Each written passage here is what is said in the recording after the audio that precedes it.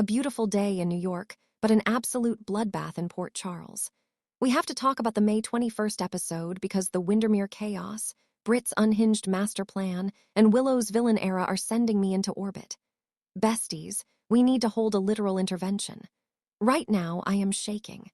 I am hitting record at 3:00 a.m. with bloodshot eyes because if I don't trauma dump this onto you guys, I will spontaneously combust.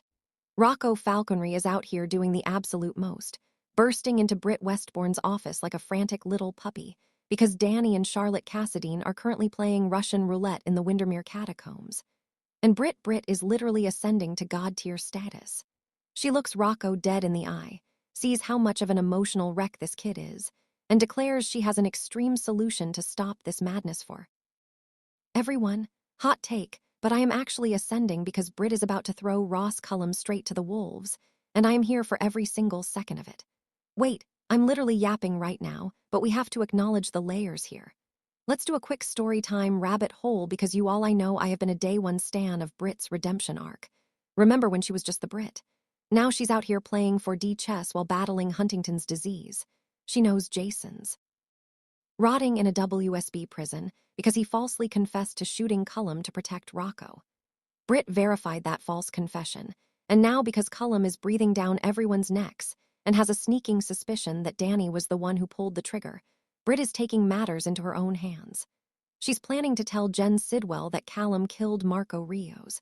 Do you realize what this means? She is weaponizing a cartel boss against the rogue WSB director to save Jason's kid. If that doesn't scream peak character development, I don't know what does. She is low-key sacrificing her own safety and potentially her access to Callum's experimental meds just to wipe him off the map. I am screaming into the mic. Let's get back to the actual tea because we need to talk about Danny and Charlotte Cassadine. These teens are in way over their heads, and I am sweating just thinking about it. They broke into Windermere to find dirt on Sidwell, because Danny heard Sonny Corinthos and Rick Lansing talking about how Sidwell is the reason his dad is locked up. Charlotte, bless her chaotic Cassadine heart, was just like, say less, let's break into a cursed castle. But then they overhear some terrifying, powerful information in the tunnels and suddenly the reality check hits. They realize this is way too dangerous. The sheer panic in their eyes when they hear footsteps echoing in those damp, dark catacombs. It is cinematic gold, yet it's too late. They are totally trapped. Then the jump scare of the century happens. Before getting out of there, they get cornered by none other than Ross Callum himself. The preview clip literally had me gasping for air. Callum, who is already convinced that Danny is the teen who shot him in the back, stares Danny down with pure malice and barks, "Move." Now. And what does Danny do? He doesn't flinch. He stays exactly where he is. He is channeling pure, unfiltered, stone-cold Jason energy, and I am completely losing my mind. Is it just me, or did they completely fumble the bag on this one if they don't give us a full-blown physical standoff? Callum is a trained killer, and Danny is just a kid with a vendetta, but the tension is thick enough to cut with a knife. Danny is looking at the man who is keeping his father in a cage, and you can see the Morgan DNA activating in real time. Meanwhile, we pivot to Spencer, who is currently spiraling harder than I am. She is frantic. The woman is determined to protect her son Rocco at all costs. Things are completely out of control now that Julian is out of the hospital and sniffing around. Lulu meets up with Ethan Lovett, yes, our favorite brooding con man, and she drops a massive, heavy warning on him. She tells him that if she leaves town with Rocco, she might have to stay gone. She is literally plotting to secure fake passports and go on the run, and she is dragging Ethan into this mess. Let's unpack this because Lulu is acting out of pure, unadulterated desperation. She knows Dante Falconry is closing in on the truth. Dante already knows Rocco shot Julian thanks to Liz Baldwin noticing the slide burn on Rocco's hand. Lulu has been lying to Dante's face, covering for their son with the help of Cassius, aka fake Nathan West. The betrayal is so deep, and Lulu knows that if Julian figures it out, Rocco is dead meat. So she's ready to blow up her entire life, abandon Port Charles and become a fugitive. Ethan vows to support her, but guys, running from the WSB never works. It literally never works. I am screaming at my screen because Lulu is about to make the biggest mistake of her life, and she is taking her traumatized son down with her. And speaking of Dante, poor Detective Falconry is trying to piece together the rest of the puzzle while his entire family falls apart. Giovanni Gio, Pomery comes to Dante and alerts him that Rocco is in serious trouble. Gio can see that Rocco is an absolute emotional wreck. Rocco didn't spill the exact details about the Windermere break-in to Gio, but Dante is a seasoned cop. He knows Rocco's guilt over pulling. The trigger is eating him alive, and now Gio's warning is going to send Dante straight into panic mode. Dante is going to realize that Rocco is trying to fix this mess on his own. Gio's alert is the catalyst that is going to send Dante straight to Spoon Island, and I am terrified of what he's going to find. A bloodbath, a standoff, Jocelyn Jacks running around the tunnels with a chair trying to escape Cassius.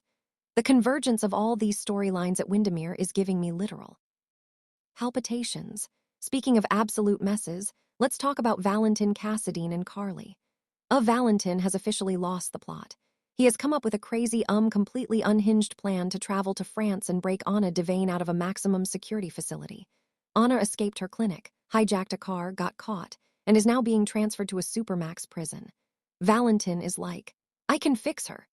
Besties Carly is the one telling him he is making a huge mistake. When Carly Corinthos Spencer is the voice of reason, you know you have messed up to a catastrophic degree. Valentin and Carly get into a massive heated argument, and I am totally living for the angst. Carly spells it out for him. He cannot leave Port Charles right now. Jack Brennan is currently lying paralyzed in Carly's attic because Nina accidentally stabbed him with Drew's medication. Charlotte is currently breaking into her family's cursed castle and getting cornered by WSB director.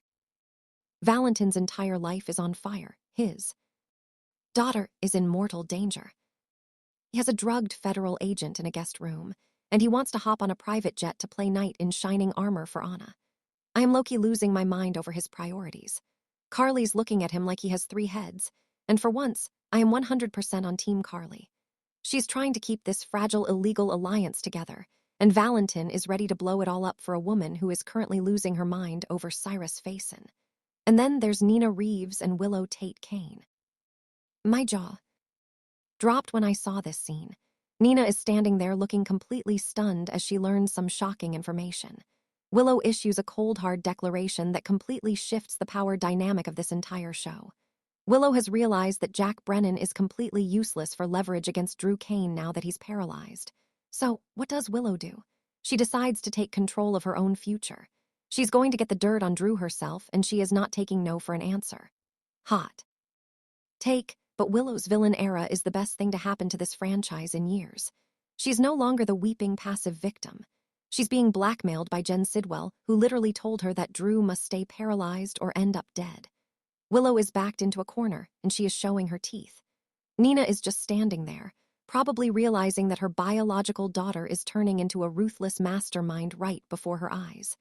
Nina thought she was helping by trying to dose Brennan again, only for Brennan to move and catch her off guard. The absolute incompetence of Nina compared to the newfound ruthlessness of Willow is a cinematic parallel that I am obsessing over. Willow is taking the wheel, and Nina is just along for the terrifying ride. I am so here for Dark Willow manipulating the board to protect her family.